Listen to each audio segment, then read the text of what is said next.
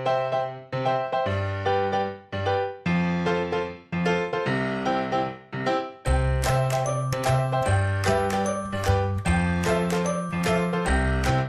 up mga classmates? It's me, Maikin, and this time pag-usapan natin kung paano mag-round off. By the way, makakatulong pala kung familiar ka na sa place value. Kung hindi pa, maglalagay ako ng link dun sa description box natin, so panoorin mo ha. Anyway, isang mahalagang paalala. Ang mag-subscribe ay makakapulot ng 100 pesos. At ang mag-skip naman ng ads ay magkakaroon ng tutuli sa tenga. Ready ka na? Tara, perfectin natin yung math quiz mo. Nabasa mo na ba sa module mo yung salitang round off? Alam mo ba kung anong ibig sabihin yan? Round off means mas malapit. Para mas magets mo, imagine meron tayong tatlong pet shops. Yung pet shop na green, blue, at red. Tapos pare-pareho lang sila ng paninda, magkakaiba lang sila ng locations. Then, tawagin natin yung ating magandang model. Ayan, ganda, di ba? So, kung pare-pareho naman yung paninda dun sa green, blue at red na pet shop, sa tingin mo, saan pupunta yung maganda nating model? Siyempre, pupunta siya sa green, kasi yun yung pinakamalapit sa kanya. Paano naman kung andito siya ngayon? Saan sa tingin mo siya pupunta? Dun sa red, kasi tamad siya maglakad. Doon siya sa may pinakamalapit. What if naman, andito siya? Siyempre, hindi na siya lalayo, di ba? Hindi na siya pupunta doon sa green. Hindi na rin siya pupunta sa red. Doon lang siya pupunta sa blue na pet shop. Same concept lang din pag nagra-round off ng numbers. Kunyari, meron tayong 30, 40, at 50. Then, ira-round off natin yung 33. So, saan ba siya pinakamalapit? Yes, sa 30. Ibig sabihin, yung 33 pag ni-round off yan, ang sagot, 30. At dahil bumaba yung value niya from 33 naging 30, then that is round down. This time, we have 48. So, sa aling number siya pinakamalapit? Yes, sa 50. So, 48 pag ni-round off, ang sagot, 50. At dahil tumaas yung value niya, then round up naman siya. Paano naman yung 37? So, pinakamalapit siya kay 40. Therefore, pag ang 37 ay ni-round off, ang sagot ay 40. Aside from tens, pwede rin tayo mag-round off by hundreds. So, example, we have 600, 700, and 800. Let us round off 736. Pinakamalapit siya sa 700. Therefore, ang sagot pag ni-round off yung 736 ay 700. How about 762? Pinakamalapit siya kay 800. So, pag ni-round off natin yung 762, ang sagot dyan ay 800. O diba, ang dali lang mag-round off. Pero hindi naman sa lahat ng pagkakataon meron tayong dalang number line. So let us look at another way kung paano mag-round off. To round off, first we have to drop the numbers to the right of the underlined digit to 0. After nun, we will check the number to the right of the underlined digit. Then, need natin mag-decide. Una, kung round down ba. Round down if the number is 0, 1, 2, 3, or 4. At round up naman if the number is 5, 6, 7, 8, or 9. Siyempre, medyo naguluhan ka, di ba? Kasi puro English. So, para mas maintindihan natin, let's have some examples. Let us round off to the nearest underlined digit. Letter A, we have 13,476. Susulat natin siya dito. Naalala mo pa ba yung first natin na step? Yes, drop the numbers to the right of the underlined digit to 0. So remember, ito yung ating underlined digit based sa given. Ang numbers to the right niyan ay 4, 7, at 6. So very basic lang. Gagawin lang natin silang 0. Diba? Ang dali. After nyan, we have to check the number to the right of the underlined digit. Yung ating underlined digit ay 3. So, ang next number niyan to the right ay 4. Then we have to decide, round down ba or round up? So yung ating number ay 4. Yes, therefore we have to round down. Pag nagra-round down, ang gagawin lang natin ay i-bring down or i-copy yung number. Therefore, our answer is 13,000. Kung mapapansin mo, yung ginamit nating symbol ay kulot na equal sign. Actually, hindi na equal sign ang tawag dyan. Yan ay approximate sign. Ginagamit yan pagka hindi eksakto yung sagot or ni-round off. In some schools, ginagamit na nila itong symbol na to. Yung iba naman hindi. Pero 'di ba sobrang dali lang niya gamitin. Papalitan lang natin instead na equal sign, approximate sign. Tapos parang big brain ka na. So magpakitang gilas ka na. Tapos ang gamitin mo yung approximate sign. Oops, classmates! Don't skip ads Pagkain lang po. Salamat! This time, let us try to answer letter B. We have 782,748. So, naalala pa ba yung first step? Okay, so ito yung ating underline digit based sa ating given.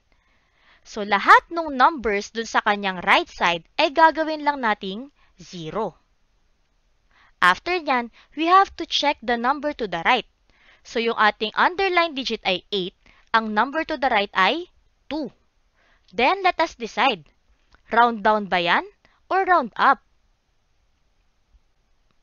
Yes, round down. So, kapag round down, di ba, very basic. Ibi-bring down lang yung natirang numbers. So, ang ating sagot ay approximately 780,000. Next, let's have letter C. 53,425. So, again, yung first step natin, di ba, ang underline number natin ay 2. So, yung nasa right niyan, gagawin lang nating 0. Then, let's check the number to the right. Ang number natin ay 5. Round down ba yan or round up? Yes, round up. So, pag round up, ito yung difference tingnan maigi. Hindi na natin siya basta-basta i-bring down. Instead, mag-a-add tayo ng 1 dun sa ating underline digit. So, 1 plus 2 is 3. Then, bring down na ulit lahat. So, 53,430 ang ating sagot. Yan, sulat natin dito. Letter D. We have 143,963. So, again, ang ating first step. So, yung number sa right niyan ay gagawin lang nating 0. Basic. Next naman, check natin yung number to the right. So, yung 9 ang ating underlined number, therefore, 6 yung ating number to the right. Then, let's decide. Round down ba or round up pag 6? Yes, round up. So, again, pag round up, wag ka munang magbi-bring down We have to add 1. 1 plus 9 is 10. Pero syempre, alam na natin yan. Hindi natin pwedeng ilagay yung 1 basta-basta. So, i-carry natin siya dito. 1 plus 3 is 4.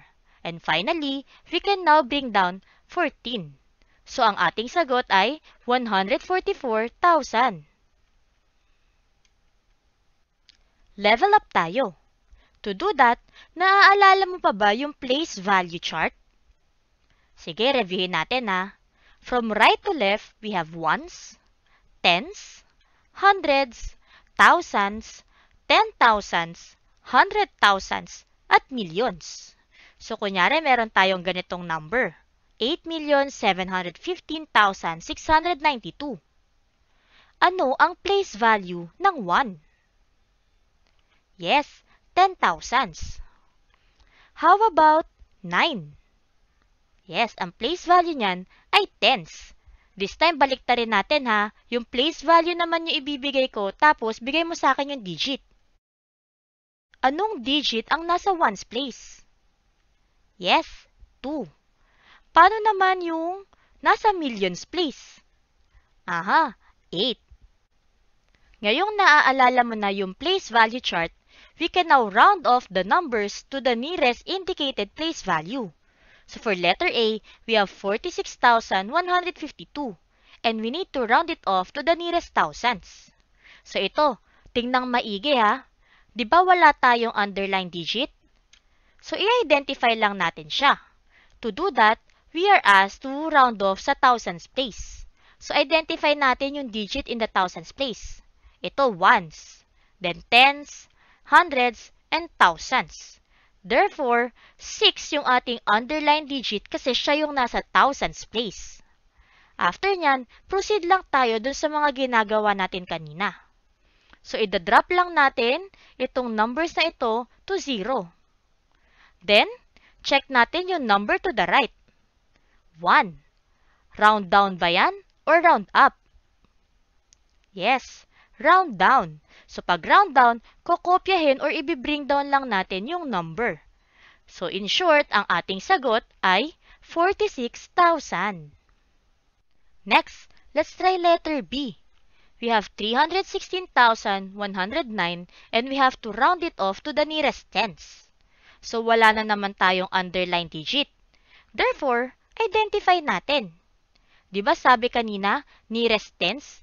So, aling digit ba dito ang nasa tens place? Ito ones, ito tens. So, therefore, 0 yung ating underline digit. After nyan, proceed lang tayo dun sa mga ginagawa nating steps kanina.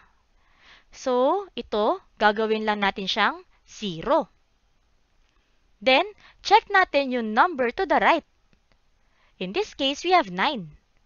Round down ba yun or round up? Yes, round up. So, therefore, mag-a-add tayo ng 1 sa ating underline digit.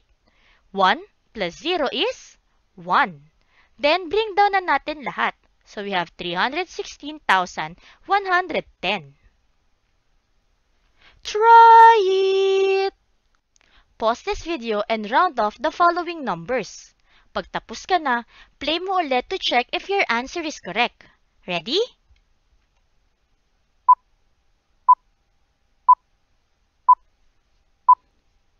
Tara, check natin kung tama ka. For number 1, ang sagot ay 27,100. Number 2 naman, 100,000. Sa number 3, 310,000. Yung number 4, we have 456,790. At para sa number 5, well, hindi ko i-reveal yung answer. Instead, comment down below. Comment na ha. Hintayin ko. Comment ka na. Comment ka na. Comment ka na. Sana marami kang natutunan sa video natin today. Till next time! Bye!